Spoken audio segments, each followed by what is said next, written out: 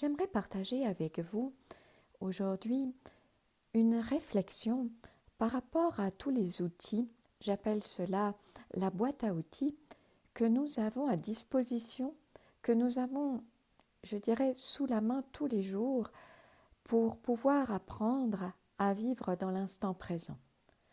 On entend très souvent cette notion de pleine conscience.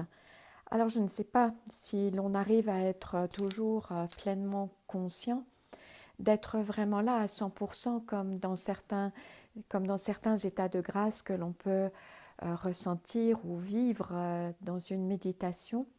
Mais en tout cas, s'approcher de cette conscience de soi-même, de pouvoir ressentir cette vie qui est là en nous, qui se vit à travers nous, qui se goûte, et pouvoir vraiment sentir que nous existons, que nous sommes vivants, et non pas à travers un mental qui n'en a pas les outils, mais à travers justement toute une boîte qui est là à notre disposition.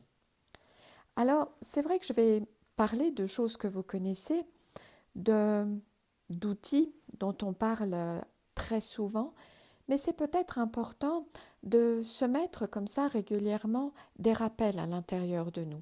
Surtout dans les moments de vie où on est bousculé, où on est déstabilisé, où on sent qu'à l'intérieur, il y a un changement qui est là, qui est en train de frapper à notre porte. Et c'est important dans toutes ces phases de changement ou de résolution de conflits, de savoir que l'on a à disposition des tas d'outils qui nous permettent de ne pas nous perdre, qui nous permettent de ne pas nous disperser. Et quand bien même cela arrive aussi, que l'on se disperse, que l'on se perde en chemin, mais c'est pas grave, parce qu'à partir du moment où on a travaillé l'ancrage, où on a la conscience, je veux dire que l'on se disperse, alors ça veut dire que l'on a toujours la possibilité de revenir à soi. Donc c'est important, à travers tout ce que je vous partage aujourd'hui, de ne surtout pas culpabiliser dans les moments où on a l'impression que l'on régresse. Parfois, ce n'est pas une régression, c'est simplement une pause dans notre vie pour nous aider à avancer et à repartir autrement. Alors le meilleur outil que nous avons à notre disposition, c'est notre corps physique. Notre corps physique, c'est vraiment cet instrument qui vit toujours dans l'instant présent. C'est un peu bateau ce que je vais dire maintenant, mais je ne peux pas me dire, voilà, je vais poser mon corps la semaine prochaine, je m'en occuperai la semaine prochaine, j'y reviendrai la semaine prochaine. C'est impossible. C'est impossible de prendre des vacances de soi-même. C'est pas possible de quitter son corps, à moins que, voilà, ce soit notre dernier soupir et que l'on reparte ou que l'on parte dans une autre dimension. Sinon, il est toujours là. Alors, c'est important de savoir utiliser cet outil. Déjà, dans le fait de s'ancrer, c'est ressentir nos pieds, c'est sentir cette manière que nous avons de marcher sur la terre, d'avancer dans notre chemin, de nous incarner. Et c'est très important aussi pour décharger notre mental, de revenir régulièrement dans la sensation de nos pieds qui foulent le sol et la terre. Bien entendu, si vous avez la possibilité d'aller pieds nus dans la nature, c'est quelque chose qui va vous permettre un ancrage plus rapide et surtout la terre a la possibilité de nettoyer certaines de nos charges ou de nos émotions. Ça se fait par un échange au niveau des électrons qui sont là. Plus si on met des intentions, ça se fera d'autant plus. Mais si vous êtes chez vous, vous marchez sur votre moquette, vous marchez sur votre parquet, ça va très bien. À partir du moment où c'est sentir le poids du corps, sentir le déplacement, observer la vitesse à laquelle vous marchez, observer le temps que vous mettez, par exemple, pour aller chercher votre voiture. Ça, c'est quelque chose de tout simple à réaliser en 2 minutes et qui vous ancre dans votre instant présent. Utilisez aussi cet ancrage lorsque vous êtes dans une file d'attente, par exemple lorsque vous faites vos courses. Oui, ce n'est pas très agréable d'attendre, oui, on a parfois la sensation que l'on perd de ce temps précieux, mais utilisez-le à bon escient, tout est important. Voilà, vous êtes là, vous attendez dans une file d'attente, vous attendez pour payer vos courses. Ancrez-vous, sentez vos pieds, sentez votre alignement dans votre corps. Et puis, surtout dans votre corps, au-delà des pieds, vous avez tous vos sens à disposition. Vous avez ce regard, vous avez ces multiples images qui sont là. Vous avez tous ces sons qui vous arrivent. L'idée, c'est pas de vous laisser submerger par ces images ou par ces sons, c'est de pouvoir les accueillir parce qu'elles parlent toujours de votre instant présent. Le bruit que l'on entend, même dans une méditation, dans une relaxation, c'est notre instant présent. Nos images, le cri d'un enfant, les gens qui chuchotent, qui parlent autour de nous, c'est notre instant présent. Donc essayez simplement de les accueillir sans en faire barrage, sans non plus les garder, je veux dire en termes de résistance à l'intérieur de nous. C'est juste savoir, ok, ce sont des outils, ce sont des antennes, ce sont des lanternes, voilà ce que je voulais dire, qui nous rappellent, es-tu dans l'instant présent? Ensuite, il y a tous ces multiples événements que l'on vit chaque jour, la rencontre avec l'autre, ce que l'on vit dans un travail, notre conversation, notre sourire que l'on va donner, les 5 minutes que l'on va partager avec la boulangère, avec la caissière, etc. Tout ça aussi, c'est notre instant présent. Et ce sont des instants présents qui nous connectent à notre profondeur.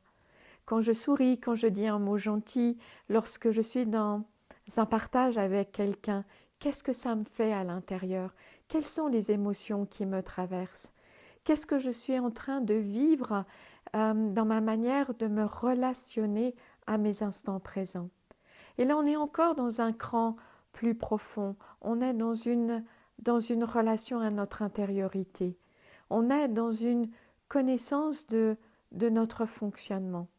Et c'est dans cette connaissance que l'on peut amener, bien entendu, des changements, que l'on peut aussi savoir à quel moment on a guéri des blessures de notre être profond, de notre âme.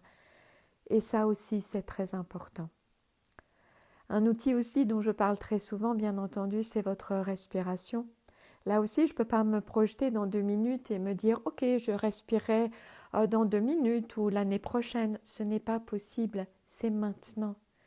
Et revenir le plus souvent à votre souffle vous donne aussi des tas d'indications. Je vous l'ai souvent expliqué, notre respiration est en lien avec notre mental. Lorsque je suis agitée, ma respiration l'est aussi. Lorsque je suis très concentrée, elle ralentit, voire parfois elle s'arrête quand je vais poser un acte très concentré, très attentif. Donc revenez à votre respiration, écoutez-la, regardez-la, observez-la. Elle est un très très bon indicateur de votre état intérieur et de votre mental. Voilà, revenir à toutes ces sensations, prendre votre boîte à outils. Après, on en a d'autres, c'est comment je bouge dans mon corps, c'est l'endroit de mon corps qui se tend quand je suis dans une action et que j'apprends à détendre. C'est savoir utiliser correctement mon énergie lorsque je me déplace, lorsque j'écris, lorsque je parle, lorsque je bouge. Tout cela aussi, c'est votre instant présent. Voilà, je voulais partager avec vous ces outils qui sont tout simples. Après, on va plus profondément dans cette recherche de concentration et dans cette écoute à travers de techniques comme le yoga, la méditation ou autres. Mais parfois, c'est 1 heure par semaine, c'est 1 jour par semaine cette rencontre avec soi, alors qu'en fait, ces petits moments de rencontre avec soi, c'est à disposition au quotidien. Et c'est très important parce que plus vous allez entrer en contact avec votre vie à l'intérieur, plus vous allez goûter cette vie qui vous traverse, plus vous allez sentir la joie, les moments de joie, les moments de gratitude, le bonheur de faire cette expérience. Et parfois, c'est du chagrin que l'on traverse, mais si on l'accueille avec équanimité, il guérit aussi beaucoup de choses et il y a après très très souvent la libération et la joie.